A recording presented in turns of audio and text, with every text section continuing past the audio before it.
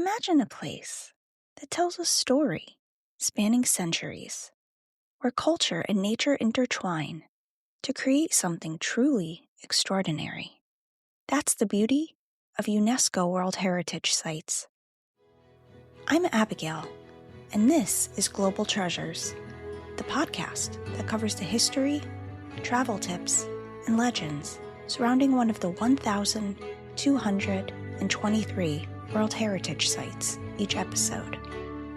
These places have been identified as having universal cultural or natural significance that is so exceptional that it transcends national boundaries and is of importance to present and future generations.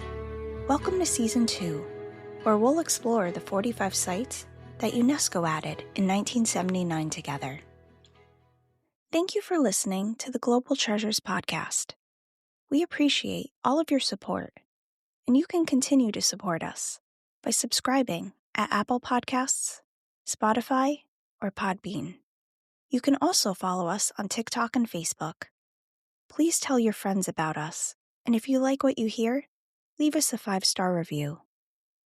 Deep in the heart of the expansive Guatemalan jungle, trees stretch into the distance and drape across 222 square miles.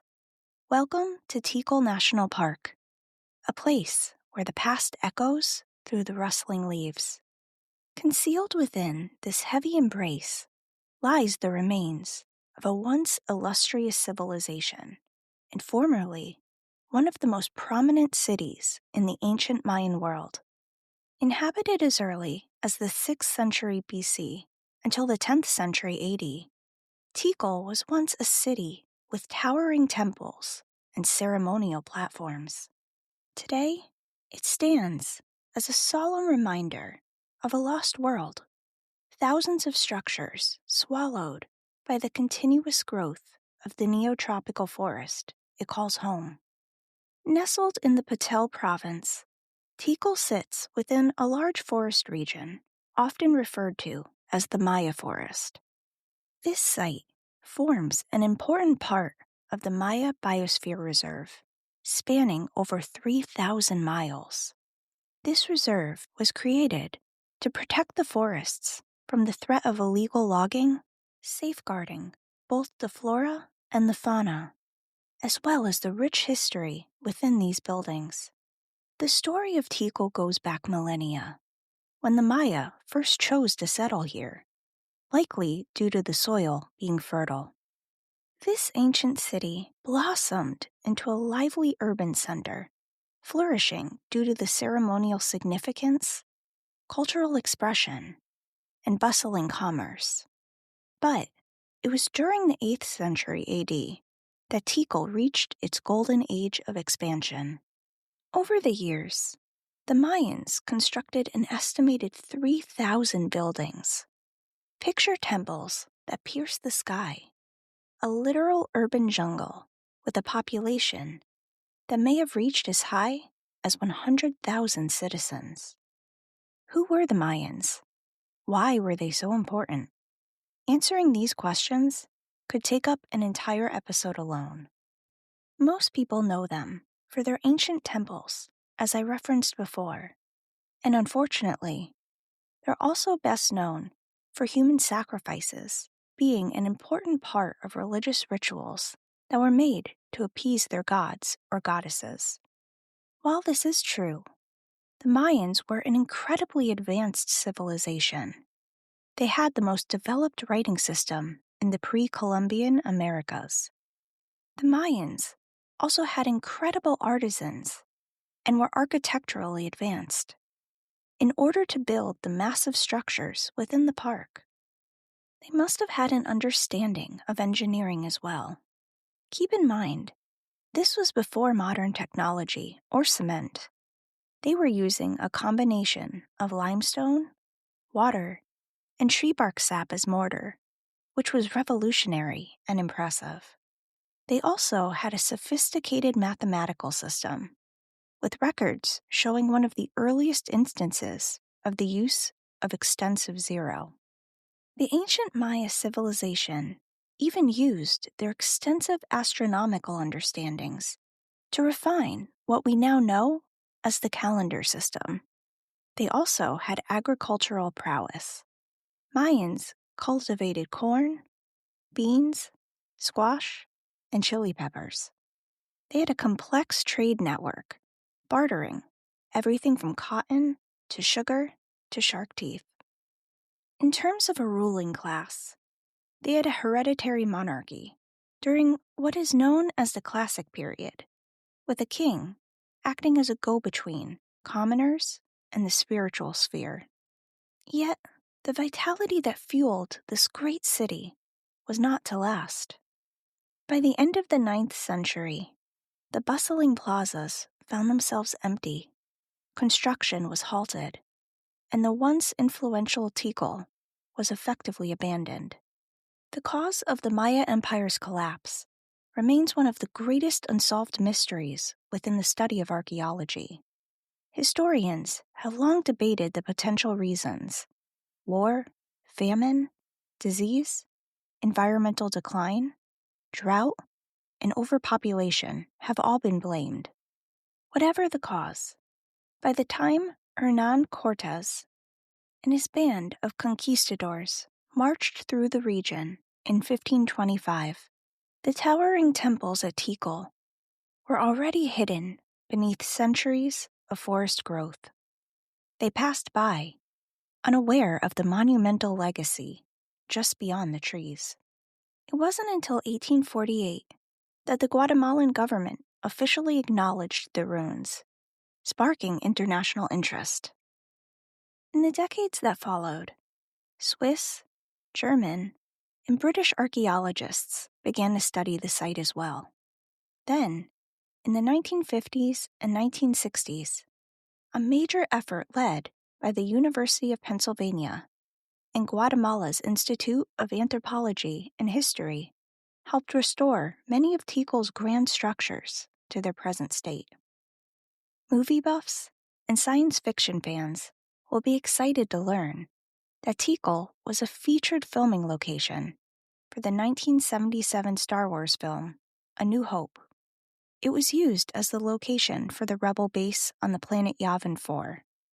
If you look at the scene where the Rebel Alliance plans the attack on the Death Star, those are Tikal's pyramids and temples in the background.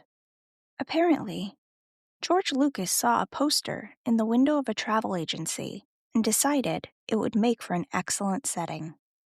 Today, Tikal is not only a major archaeological site, but a thriving national park teeming with wild cats, such as jaguars, pumas, and ocelots, anteaters, and over 300 species of birds roam the jungle as well, so bring your binoculars if you enjoy bird watching. The howler monkey is one of the most famous and loudest residents in the park as well, with howls you can hear up to 3 miles away. Discoveries are still being made within the park every year, with new altars and other artifacts being uncovered. This makes preserving the park even more important. Long-term environmental monitoring and restoration of the wetlands and animal habitats are being conducted to ensure the park is well managed. The National Army even helps patrol the borders of the reserve, ensuring future generations will be able to enjoy Tikal National Park into the future. For those who plan on visiting Tikal, I'll cover some travel tips and logistics. As always, check the show notes for links that will help make your travel planning easier at no extra cost to you. If you're flying in from another country, you'll want to fly into Mundo Maya International Airport, which is in Flores. From there, you can take a taxi, minivan, or bus. Some also choose to fly into Belize and take trips from Belize City, but that makes for a very long day. Plus, there are some other things worth seeing while in Flores. Flores is about 90 minutes away from Tikal, while Belize City is around 3.5 hours. Flores has tourist shuttles that go to Tikal National Park specifically. You can purchase tickets to enter Tikal National Park online if you plan on touring without a guide. You can also buy tickets same day on site, but you may end up waiting in line, so purchase in advance if possible. The park is open daily, though you may want to check if visiting around the holidays. If you plan on booking a tour, you will have so many options depending on what your primary interest is. There are archaeology tours, historical tours, sunrise and sunset tours, and all of these can be booked as either private or group tours. While I gave a small portion of the history, going with a tour guide ensures that you'll have someone giving you more context and a deeper understanding of the history in your native language. Plus, this park is gigantic and involves a lot of walking and climbing. So having a tour guide who knows where to go to see the animals, get the best views, all of the important things is helpful in ensuring you use your time wisely. I recommend downloading a map of the park prior to visiting that can be viewed offline. As the park does not have cell phone signal or Wi-Fi, make sure to follow the map and stay on the well-marked paths. Some highlights to visit include the Grand Plaza, which was the ceremonial, religious, and social center of Tikal, the Plaza of the Seven Temples, the Lost World, and Temple 4, which is also the temple primarily seen in the Star Wars film I spoke of before. There are no ATMs in the park either, so make sure you have cash handy. This may seem funny to point out since it's the jungle, but many national parks do have ATMs. This just isn't one of them. The park has 2 museums inside, and you have to buy tickets to enter them separately. It's not included in the fee to enter the park. Tikal also has a restaurant by the entrance, but you may want to bring snacks. Definitely bring sunscreen, water, and potentially an umbrella. May to January is the wet season. However, summer brings days that hit 90 to 100 degrees Fahrenheit, so going earlier in the day, if possible, is ideal if you're heat sensitive. Some other tips. Littering is not tolerated because it could negatively impact the animals, so please be sure to discard your trash in the trash bins. Also, carving your name into the monuments may seem like a fun gesture and a way to leave your mark, but this is vandalism and could lead to you getting fined. Overall, you can expect to spend anywhere from 6 to 8 or even more hours here if you truly take your time exploring. If you stay in Flores, you will have plenty of hotel and restaurant options. Also, it's pretty walkable if you don't rent a car. And I didn't mention it before, but if you stay in a hotel, they may be able to help you arrange a shuttle to Tikal National Park as well. If camping is up your alley, there's a designated campground outside the entrance of the park where you can set up your tent or rent one. It is minimal in terms of the amenities offered, so while there may be a restroom, you may want to bring a lantern or flashlight because lighting is minimal. Insect repellent is also important if you're visiting the park, but especially if you'll be sleeping outdoors. You may even want to consider mosquito netting. While you're in Flores, Yasha is another site worth seeing. It's smaller than Tikal, but I definitely suggest a tour as well because it isn't as easy to access as Tikal. Yasha is another archaeological site that overlooks the beautiful Lake Yasha. It contains numerous monuments, pyramids, and palace-like structures. Flores is otherwise pretty walkable, like I said. You can get to the shops and everything else in the margins of the city within 20 minutes or so. I also want to mention that Spanish is the primary language spoken. Believe it or not, 28 surviving Mayan languages are still spoken today. So don't be surprised if the Spanish you hear in Guatemala sounds a bit different. There may be words infused from the ancient languages. Of course, I would be remiss if I didn't end by talking about one of my favorite parts of traveling, the food. The national dish of Guatemala is pepillan.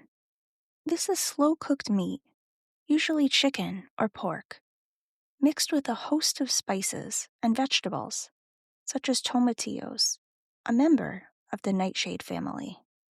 This dish is very thick and almost curry-like due to the infusion of pumpkin seeds, which lends a creaminess to it.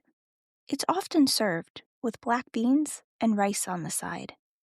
And no surprise, this dish is traced back to Maya civilization and was often used in ceremonial feasts.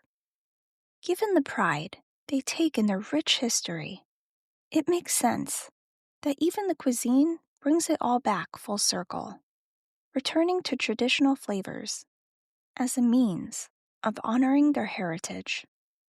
Today, the buildings within Tikal National Park stand as hushed bystanders to a distinguished era, a reminder of the rise and fall of civilizations, forever embraced by the stunning jungle of Guatemala.